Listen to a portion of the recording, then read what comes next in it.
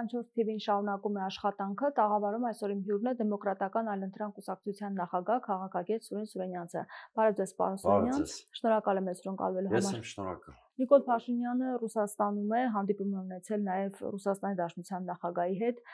Ինչ տպավորություններ դուք ունեք, ինչ կառանձնացնեք։ Գիտեք, տեսեք, Նիկոլ Փաշինյանը բավականին ակտիվ արտաքին ոյաժների մեջ է, Մոսկվա, այնտեղից թռչում է Նյու Յորք, հետո պիտի գա Ստրասբուրգ ԵԽԽՎ նստաշրջանի մասնակցի։ Իհարկե դա շատ զարմանալի մի օրակարգ չի պետական գործչի որևէ պետության ղեկավարի համար, բայց իմ տրամաբանությամբ նա նույնիսկ արտաքին քաղաքական այցերը հիմա ամբողջովին համապատասխանեցնում է ընտրական տրամաբանությանը, անթակույց էլ դա անում են, թե ներքին քաղաքական առումով, թե արտաքին քաղաքական, եւ Նիկոլ Փաշինյանը ընտրական ցիկլից առաջ փորձում է իր կամպանիան, ընտրական ցիկլը ապահովագրել աշխարհաքաղաքական բոլոր ազդեցիկ կենտրոնների հնարավոր ռիսկերից։ Ինձ մոտ այդպիսի տպավորություն է, այցելություններով այդ ռիսկերը մեղմում են։ Դե իհարկե, օրինակ ռուսների հետ որոշակի բռնում ունեն ոնց որ այգի շահագործման ժամկետը երկարաձգելու մասին, խոսքը գնում է մինչև 2036 թիվը կարծես, նա մասնակցում է գլոբալ ատոմային համաժողովին, այդ շրջանակներում է ըստեյության Պուտինի հետ հանդիպել, Միացյալ Նահանգների հետ գիտեք ինչ օրակարգ է այնտեղ այդ թրիփի հետ կապված, այսինքն ինքը փորձում է այս փուլում կառավարել ռիսկ բոլոր այն հնարավոր ռիսկերը, որ արտաքին պարտներների հետ կարող են առաջանալ։ Ինչ որ կանխատեսելի հարաբերությունների համակարգ է փորձում ձևավորել, ինչը նախընտրական տրամաբանության տեսակետից միանգամայն հասկանալի է։ Այսինքն բոլոր կողմերից կարող է աջակցություն ստանալ Նիկոլ Փաշինյանը։ Եկեք աջակցություն չասենք, որովհետև Նիկոլ Փաշինյանի ըստեյության արտաքին աջակցություն շատ մեծ չափի պետք է չի, ավելի շուտ հնարավոր միջամտություններից ու ռիսկերից է փորձում ապահովագրել իր իշխանությունը։ Գործող իշխանությունները որպես կանոն ավելի շատ մտածում են ռիսկերից ապահովագրվելու, քան աջակցության մասին։ Որովհետև այսպես թե այնպես նրանք բավականին մեծ ռեսուրսների են տիրապետում, ով է լինի իշխանության։ Եվ ավելի շատ նրանք մտածում են չփչացնել հարաբերությունները որևէ աշխարհաքաղաքական կենտրոնի հետ։ Բայց ինչ ռիսկեր կան։ Իշխանափոխության ռիսկեր կան, Նիկոլ Փաշինյանը երկիրը վերածել է ըստեյության աշխարհաքաղաքական մեկ կենտրոնի սատելիտի, այսինքն բալանսավորված արտաքին քաղաքականություն չի վարում էությամբ, բովանդակությամբ, եւ ինքը կարող է կանխատեսել, որ այլ կենտրոններից կարող է հակազդեցություն լինել։ Հիմա ասում եմ, փորձում է այդ սուր կողմերը հարթել։ Կստացվի թե չէ կամ ընդհանրապես ընտրական կոնֆիգուրացիան ինչպես կստացվի, դա այլ հարց է, ես ասում եմ, ինչպիսի մտադրություններ նա ունի։ Վլադիմիր Պուտինի հետ հանդիպման ընթացքում Փաշինյանը եւ Վլադիմիր Պուտինը քննարկել են հայկական ատոմակայանի շահագործման հարցն ու երկկողմ հարաբերությունները։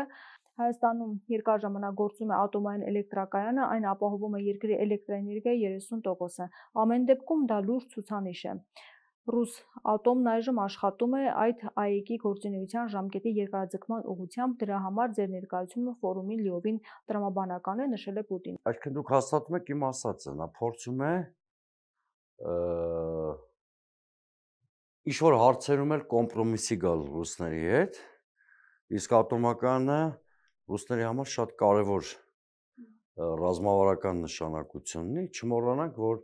ենթակառուցվածքներ են, որոնց միջոցով նրանք փորձում են նաև Հայաստանի վրա ազդել։ Այսինքն այն մեջբերումը, որ դուք բերեցիք, գալիս է հաստատելու իմ պնդումը, որ այս փուլում Նիկոլ Փաշինյանը փորձում է աշխարհաքաղաքական կենտրոնների հետ այնպիսի հարաբերությունների համակարգ ձևավորել, որպեսզի լրացուցիչ ռիսկեր ընտրական կամպանիայում չառաջանան։ Մոդուլային ատոմակայանները, որը կառուցում է, այս ամեն ինչը չի հակասում մեկը մյուսին։ Իր ընդհանրապես իր քաղաքականությունը ծայրից ծայր հակասությունների շղթա է։ Մի կողմից Եվրամիությանը ինտեգրվելու օրենք են ընդունում, մյուս կողմից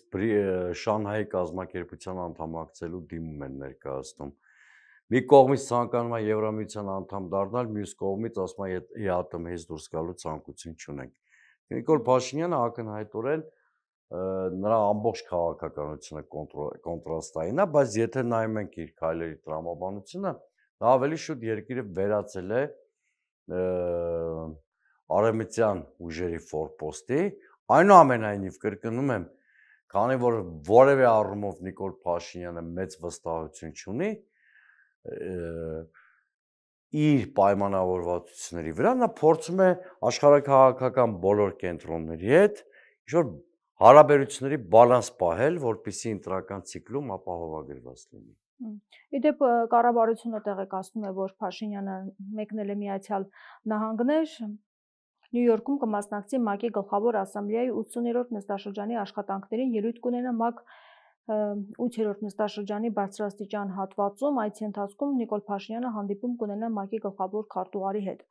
Ինչ սպասենք այս հանդիպումից, ինչ հարցեր կբարձրացվեն։ Լրահոսում տեղեկատվություն չկար, որ ինքը Նյու Յորք է ժամանելու, նույնիսկ ընդհակառակ այլ տիպի խոսակցություններ կային, ինչու է Ալիևը գնացել, իսկ նա գերադասել է այնտեղ ուղարկել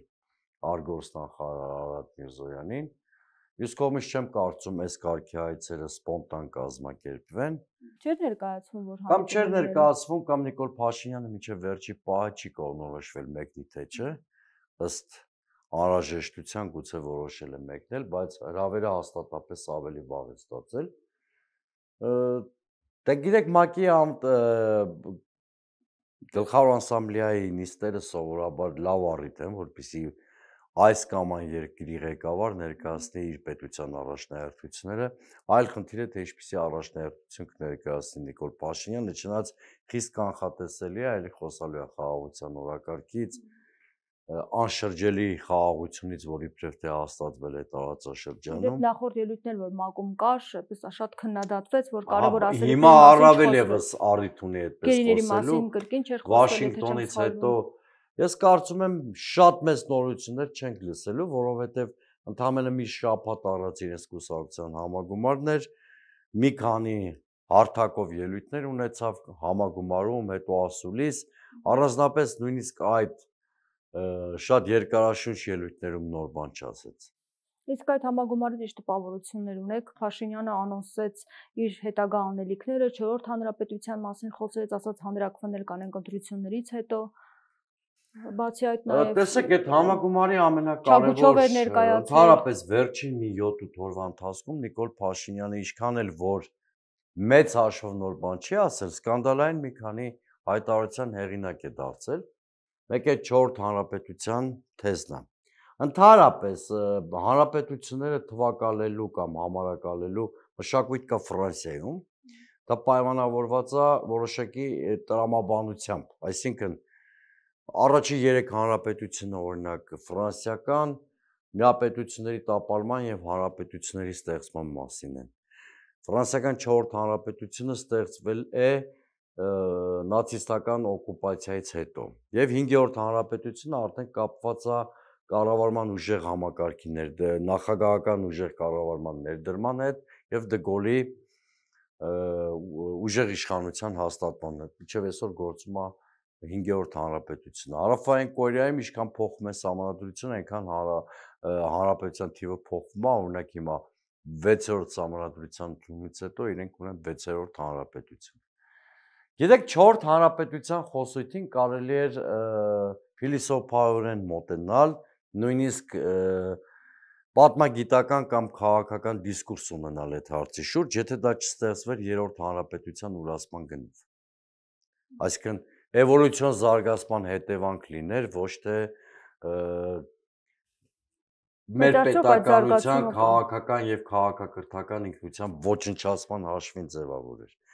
Ինչի համար է Նիկոլ Փաշինյանը խոսում 4-րդ հանրապետությունից։ Երկու գլխավոր մոտիվ կա։ Մեկը նա փորձում է իրեն ներկայացնել որպես նոր հանրապետության հիմնադիր, ստվերելով այն հանգամանքը եւ իրական հանգամանքը, որ ինքը ազգային մեծ աղետի ճարտարապետ է, հա։ Այսպես ինքը փորձում է ներկայացնել, որ ոչ թե աղետ է բերել, այլ նույնիսկ մեզ հանրապետություն է պարգևում։ Վերջապես խաղաղություն է Այո, հաստատել։ դա կեղծ կատեգորիա է, մենք գիտենք, որ խաղաղություն հաստատված չի, եթե առիթ լինի այդ մասին եք խոսենք, եւ երկրորդ շատ կարևոր խնդիր ունի նա լուծելու, 4-րդ հանրապետության փաթեթավորման փորձում է ինքը քողարկել այն նվաստացուցիչ զիջումը, որ անելու է Ադրբեջանին։ Այդ մասնավորապես նոր սահմանադրության ընդունումը, գիտենք, որ դա մաքուր ադրբեջանական պահանջ է, դեպ իր մարզահամերգային համալիրում ունեցած ելույթին զուգահեռաբար Ադրբեջանի ԱԳՆ-ն էլի կրկնում էր այդ պահանջը, հենց նույն օրը, շաբաթ օրը։ Երկրորդ հայտարարությունը, որ արդեն որևէ երևակայության մեջ չի տեղավորվում, դա իսկապես չգիտեմ ինչ անուն նույնիսկ տամ, այդ հայտարարությունը ի դեպ ինչի մասին հիմա կխոսեմ, հետևանքներով Արցախի կորստից էլ ծանր է, եւ ծանր է նստելու մեր վրա, դա այն հայտարարություն էր, որ Նիկոլ Փաշինյանը Լևոն Տեր-Պետրոսյանին, նաև մյուս երկու նախագահներին ուղիղ տեքստով մեղադրեց Լեռնային Ղարաբաղում Հայաստանի զինուժի ներկայացուցիչներ տեղակայելու համար։ Հետո արդեն գրառում արեց Facebook-յան կրկին Լևոն Տեր-Պետրոսյանը մեղադրելով Հայաստանի Հանրապետության դեմ։ Սա այլ կերպ հնարավոր չի որակել։ Բայց ինքն էլ այդ զինուժը տեղակայել։ Ուղիղ ցույց, դե ինքը ասում է, ես սկզբում չէի հասկանում, հետո գիտակցել եմ։ Այո, իհարկե։ Եթե սխալ է, վերջին տեղացավել։ Ամեն դեպքում։ Կինը ջոկատ էր կազմել։ Ամեն դեպքում սա ուղիղ ցուցմունք է Հայաստանի Հանրապետության դեմ, որովհետև փաստորեն առաջի անգամ Հայաստանի ղեկավարը հնչեցնում է մի հայտարարություն, որով Բաքվի 30 տարիների թեզը լեգիտիմացնում է այն մասին, որ Հայաստանը իբրև թե օկուպանտ եւ ագրեսոր է եղել։ Եվ ինչով է մեղադրում են հիմա Արցախում ռազմաքաղաքական ղեկավարությանը։ Լրիվ լեգիտիմ հիմքեր է ստեղծում, որ Հայաստանին նորանոր պահանջներ առաջադրեն, ռեպարացիաների խնդիր բարձրացնեն եւ նոր նվաստացուցիչ պահանջներ դնեն Հայաստանի առաջ։ Ուրեմն մյուս կողմից նա ամբողջովին խեղաթյուրում է Լեռնային Ղարաբաղի խնդրի էությունը։ Լեռնային Ղարաբաղի խնդիրը տարածքներ գրավելու կամ օկուպացնելու մասին չէր։ Դա ինքնորոշման իրավունք էր, որը հիմնվում էր միջազգային հիմնարար փաստաթղթերի վրա, օրինակ ՄԱԿ-ի կանոնադրության, Գլխավոր ասամբլեայի 1960 թվականին ընդունված 1514 բանաձևի վրա, Հելսինկյան եզրափակիչ ակտի վրա, որ ընդունվել է 1975 թվականին։ Դա սա ինքնորոշման խնդիր էր եւ հայ զինվորը Արցախում պաշտպանում էր ֆիզիկական անվտանգությունը Արցախի ժողովրդի եւ նրա ինքնորոշման իրավունքը։ Եվ միշտ էլ Հայաստանի ղեկավարները ասել են, որ փող զիջումների պատրաստ են, եթե ստեղծվի անվտանգության երաշխիքներ։ Իսկ ինչ որ բան օկուպացնելու խնդիր չի եղել։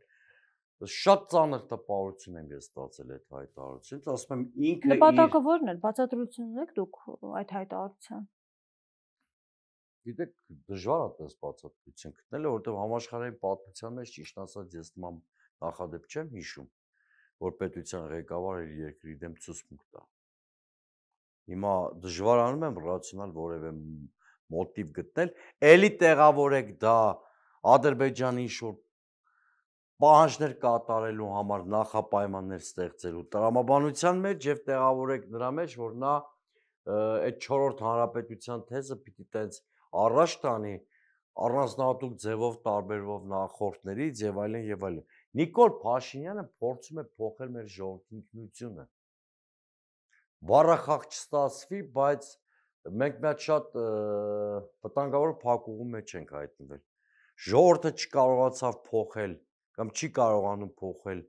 Նիկոլ Փաշինյանի, դրանից առիթավորված նա փորձում է փոխել ժողովրդի ինքնությունը։ Իսկապես շատ բարդ ճակատագրական երկընտրանքի առաջ են կանգնած, որտեղ Նիկոլ Փաշինյանը եթե միջև օգոստոսի 8-ը դա քողարկված էր անում, օգոստոսի 8-ից հետո տեսեք քանի սենսացիոն սկանդալային հայտարարություն արեց։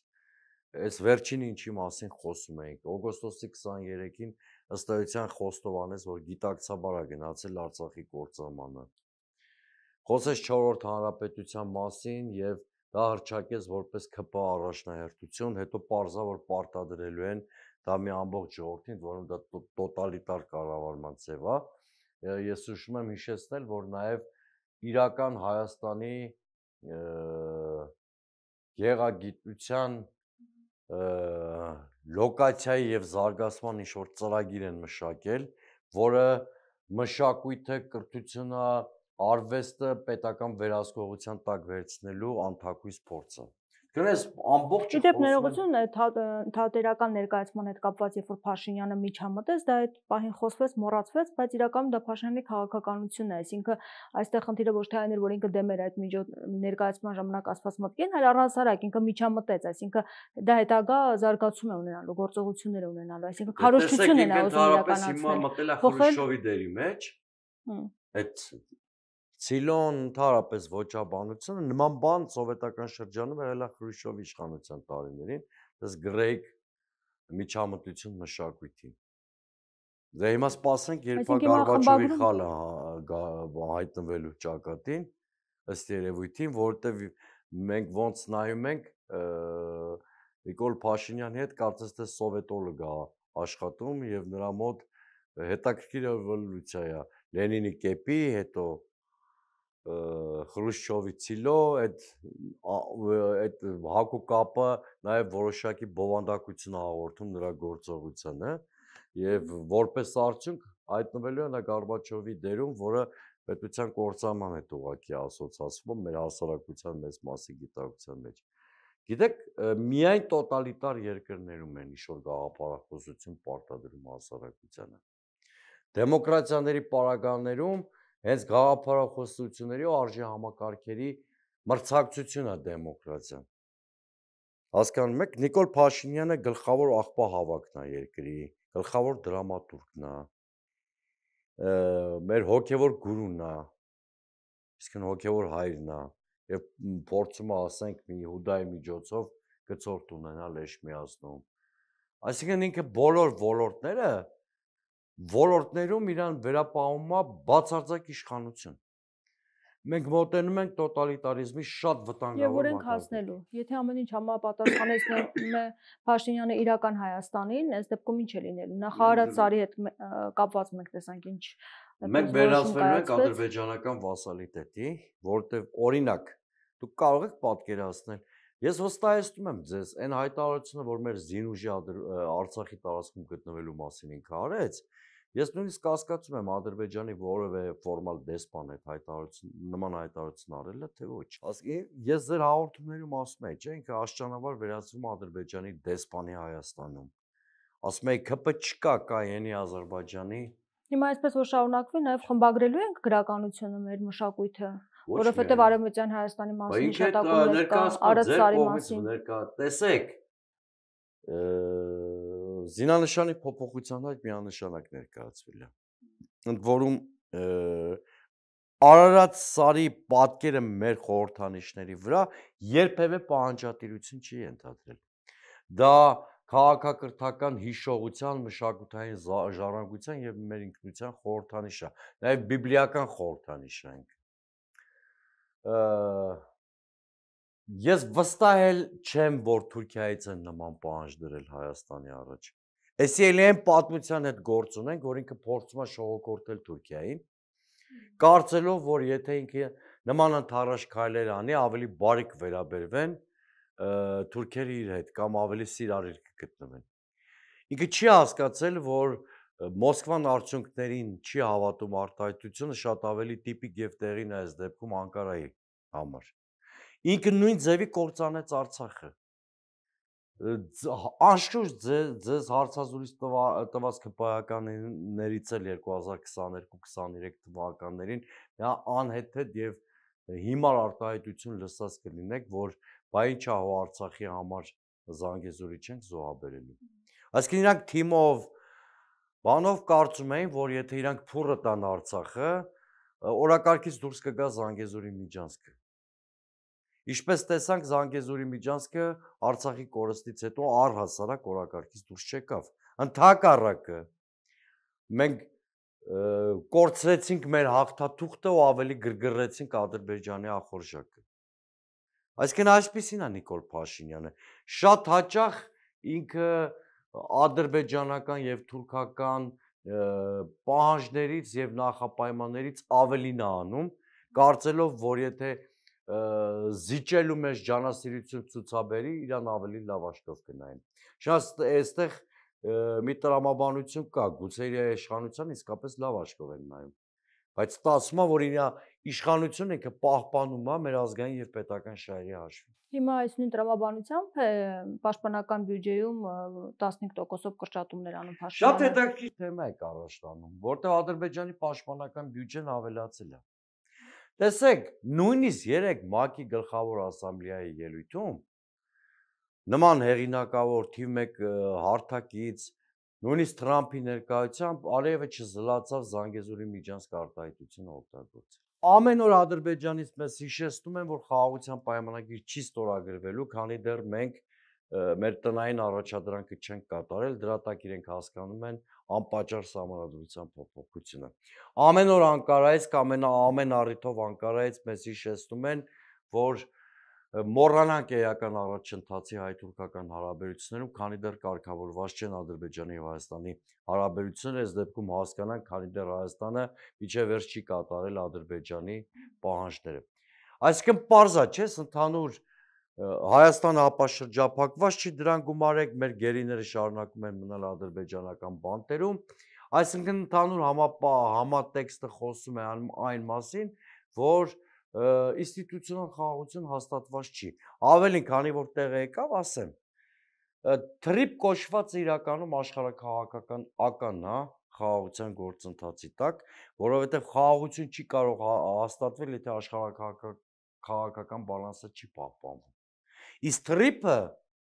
ինքը ամբողջովին սպասարկում է աշխարհաքաղաքական կոնկրետ կենտրոնի շահեր, Միացյալ Նահանգներ, Իսրայել, Ադրբեջան, Թուրքիա եւ հակառակը ոտնահարում է BRICS-ի անդամ երկրների կամ Հայաստանի այլ գործընկերների շահեր, Իրան, Ռուսաստանի Դաշնություն, ինչու՞ չէ, նաեւ Հնդկաստան, Չինաստան։ Այսինքն ինքը աշխարհաքաղաքական շահերի բախման կիզակետ է դարձնելու այս ձևով թրիփը Հայաստանը եւ ոչ թե խաղաղություն է բերելու։ Ու այս պայմաններում գնալ բյուջետի 15%-ի կրճատման պաշտպանական ծախսերի էլի նշանակում է տուրք տալ ադրբեջանական պահանջներին։ 100 տասնյակ անգամներ լավ ձեր եթերներում ասել եմ, որ Ադրբեջանի բոլոր պահանջները առանձին պետք չի թվարկել, որովհետև դրանք բոլորը տեղավորվում են երկու տերմինի մեջ։ Նրանք Հայաստանի առջև դրել են դենացիֆիկացիայի եւ դեմիլիտարիզացիայի կոշտ պահանջ։ Դրա համար է Նիկոլ Փաշինյանը պայքարում մեր պետականության քաղաքական հիմքերի դեմ, դրա համար է զինված ուժերի ռեֆորմի անվան տակ օրինակ կրճատվում զինծառայության ժամկետը,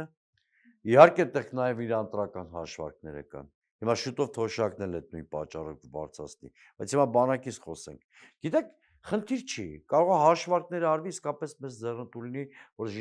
զինծառայության ժամկետը 1 տարի լինի։ Կարող է հաշվարկ արվի, որ տեսնենք, չէ, այդքան ռեսուրս մոբիլիզացիոն եւ այլ չունենք, պետքա 2 տարի պահպանվի, բայց նախ ռեֆորմի մասին են մտածում գլոբալ զինված ուժերի, նոր անդրադառնում են զինծառայության ժամկետի ավելացման կամ կրճատման խնդրին։ Սա ճիշտ հակառակն է արել, որտեղ մի կրակոցով 2 նապաստակ է խփում։ Մի կողմից տասնյակ հազարավոր քվեներ է շահելու, որովհետև ֆոբիա ունեցող հասարակություն ենք ու շատ ծնողներ ուրախանալու են, որ իրենց որդիները քիչ են ծառայելու։ Մյուս կողմից դա դրսում կարող է Ադրբեջանին մատուցել որպես զիջում հերթական, որովհետև 25%-ով կրճատվելու է Հայաստանի Հանրապետության զինված ուժերը, չմտածված, չհաշվարկված, չակերտավոր ռեֆորմի հետևանքով։ Ասում են պրոֆեսիոնալ բանակ ենք ուզում ստեղծել, պայմանագրային զինծառայողներով։ Արգելի Հերմինե, ես պրոֆեսիոնալ բանակին դեմ չեմ, թերևս այդ բանակի լավագույն մոդելներից մեկն է։ Բայց նախ ստեղծում են պրոֆեսիոնալ բանակ, նոր ասում են զինծառայության ժամկետի կրճատմանը։ Բայց համաձայնվենք, ոչ թե եղածը քանդում են, հետո էլ երկիմաստ պնդումներ են անում, այդ պրոֆեսիոնալը կստացվի, թե չի ստացվի։ Բայց համաձայնվենք, որ այս ամեն ինչը միայն Փաշինյանի որոշելով չի լինելու եւ կան մարդիկ, ովքեր եւս պետք է այս կարծիքը հայտնեն ոլորտի։ Ինչու է նրանք լռում կամ համաձայնվում Փաշինյանի այս որոշման հետ։ Համակարգ է երկրում։ Ինքը եթե որոշել է անգամ ստեղծագործական ազատություն ունեցող դերասանի կամքի վրա բռնանա։ Ինքը եթե որոշել է ինստիտուցիոնալ տարանջատվածության մեջ գտնվող պետությունից եկեղեցու կյանքին միջամտի։ Ինչ է կարծում պետական իրավասության հարցերում ինչ-որ մեկը հանդգնելու է իրան դեմ խոսի։ Դուք միակ Դե եթե 1-2 հոգի լինեն չեն կարող հանդգնել, բայց եթե համախմբում գիտեք, լինի, քաղաքական լուծումներ են պետք սպասել, որ պետական համակարգում ընդվզումներ է լինելու։ Չնայած դրա ինչ-որ նշաններ անիֆի գործով կա եւ այլն, բայց դա մի քիչ այլ պատմություն է։ Բոլոր այն մարդիկ, որ համաձայնվել են եւ մինչեւ այսօր պետական բուրգում են, նրանք չեմ ասում որևէ մեկին ազնապես վիրավորեն, բայց նրանք բոլորը դարձել են ուսապարկեր։ Նաև խոսենք Փարաքարում տեղի ունեցած ողբերգության մասին, ինչի հետևանքեր այն ինչ տեղի ունեցավ, քննադատում են այն մարդկանց, ովքեր որ ասում են, թե պետք է կանխեին այդ Տեսեք, սպանությունը։ անկախ նրանից սպանության մոտիվը որն է, այսօր կարծես թե ինչ-որ բացահայտում են արել եւ ամեն ինչ տանում է դեպի վենդետան։ Պաշտոնանկություն է նաև եղել։ Նաև դեպի վենդետան է տանում։ Այնուամենայնիվ սպանվողը քաղաքական գործիչ է, ընտրովի պաշտոնյա։ Եվ այստեղ երկու խնդիր կա, որ իշխանությունը պիտի աներ արդեն առաջինը ձախողել է, երկրորդն էլ չգիտեմ ինչքանով են համոզիչ այսօրվա բացահայտումները։ Ուրեմն Փարաքարում մերձավանում լարվածություն կար արդեն ամիսներ շարունակ։ Փետրվարին դեպքեր էին եղել, բոլորը խոսում էին, որ ինչ-որ բախում կա, չէ, տարբեր խմբավորումների, Սպանություններ եղել, կալանավորված անձ կար։ Սպանություններ եղել, կալանավորված անձիկ կային, Նույնիսկ ընտրության ժամանակ էին խոսում այդ մասին, որ շարունակություն է լինելու, այո։ Իսկ ինչու համար պետությունը կանխարգելիչ ֆունկցիա չի կատարել։ Կարող է այն պատճառով, որ ոստիկանությունը դարձել է ընդամենը մահակ եւ բացառապես սպասարկում է Նիկոլ Փաշինյանի անվտանգությունն ու քաղաքական շահերը։ Կարող է այն պատճառով, որ քանի որ ոստիկանությունը դարձել է մահակ, պրոֆեսիոնալները համակարգից դուրս են մղվում եւ պրոֆեսիոնալների պակաս կա։ Կարող է այն պատճառով, որ Նիկոլ Փաշինյանի իշխանությունը այն աշճանի է փտել եւ ճգնաժամի ախտանիշներ են նկատվել, որ այլևս բեսպրիձելի դեմ առնել Նիկոլ Փաշինյանը չի կարողանում, որտեղ մենք տեսնում ենք, որ Փարաքարի դեպքը թերևս հնչեղությամբ առանձնանում է, բայց միակը չի։ Հենց նույն օրը մասիվի շոր մանկապարտեզի մոտ էին կրակոցներ ընչել եւ այլն եւ այլն։ Ուրեմն կանխարգելիչ ֆունկցիան պետությունը տապալել է։ Սա խոսում է իրավապահ համակարգի կատարյալ ճգնաժամի մասին։ Հիմա եղել է հանցագործություն, մենք չգիտենք ինչքանով որակյալ այդ հանցագործության բացահայտումը տեղի կունենա եւ արդյոք էլի չի պահպանվի նոր ոչռագործության հիմքերը։ Գիտեք, ընդդիմադիրներից ոչ մեկ չի ասում ինչ-որ մարդ սպանելու ցուցում տվել է Փաշինյանը կամ որևէ այլ պաշտոնյա։ Նման պնդում որևէ մեկը չի Ուղղակի կանխելու ու իզուր են իշխանությունները այդ դիրքերից հարձակում գործում ընդդիմության վրա։ Մենք ասում ենք, որ դուք ստեղծել եք մի այնպիսի անարդյունավետ պետական համակարգ, որ ինքը անվտանգության սպառնալիք է դարձել Հայաստանի ու նրա ժողովրդի գլխին։ Ընդ որում թե արտաքին անվտանգության մասին է խոսքը, թե ներքին անվտանգության։ Երբ որ ասում ենք Օրինակ Պապոյանն անվտանգություն, ասում էր 30 տարվա ընթացքում օրը մեջ սպանություններ է լինում։ Հիմա ինչ է, եկել անընդհատ ասում սպանություններ է։ ինչ էր ասում։ 30 տարվա մեջ օրը մեջ Իսկ իրանց սպանություններ իշխանության ժամանակ օրը մեջ ռազմորկա ու կրակոց է։ Պապոյանը դասական անգրագիտություն է դուրս տալիս։ 90-ականների մասին են նրանք հաճախ խոսում կամ 2000-ականների։ Նախ որևէ մեկը չի արդարացնում, որ նախկինում տես բան ա եղել։ Բայց իրանք հեղափոխություն էին անում, որ բոլոր արատները վերացնեին։ Այսինքն իրանց հեղափոխությունը սուտ է, հա, հիմա մենք իրանց այլևս հեղափոխական չափանիշներով չտատենք։ Արմատներն այնքան խորն է, որ չեն կարողանում։ Հեքիաթներ են պատմում իրանք։ Երկրորդը 90-ականների ու 2000-ականների սկզբից հետո իրավիճակը գնալով կայունանում էր այդ առումով, այդ 90-ականներին տուրբուլենտության շրջան էր եւ ելի կրկնում եմ։ Այսինքն իրանց նախկինների աշխով սկսենք նայել։ Համարենք, որ հեղափոխություն չի եղել եւ իրանցից սպասելիքներ չունենք։ Փաստորեն, իրանք էդ են ակնարկում։ Մենք դե վաղուց գիտենք։ Շատ վաղուց գիտենք, որ իրանց ներսում, իրանց մոտ բոլորը պոտենցիալ շմայիստներ ու լիսկաներ են։ Շատ վաղուց այդ գիտենք։ Կարող են նման բացահայտումներ չանել։ Բայց շատ ավելի վատն է վիճակը, որովհետեւ թմրանյութերի այս առատությունը, հա, խայտարակ չափերի հասնող, ամեն օր թաղային ռազմորկաներ։ Գոնե գետինը մտնեն, չխոսան։ Երկու մարդ է սպանվել, որոնցից մեկը ընտրովի համայնքապետ է, մյուսը իրավապահ համակարգի ներկայացուցիչ։ Բայց եթե ընտրովի պաշտոնյան ու քրեական ոստիկանը պաշտպանված չեն, պատկերացնում եք քաղաքացու վիճակը սովորական, ինչքան անպաշտպանության ինչպիսի զգացում ունի որևէ քաղաքացի։ Իդեպ պետք է պահպանություն Իդեպ, եթե այս գործը ամբողջական չբացահայտվի, հիմա գիտեք ինչ, կարող է մեկի գլխին ջարդեն կամ ընդամենը կատարող հայտնվի անազատության մեջ, բայց հնարավոր պատվիրատուն էլի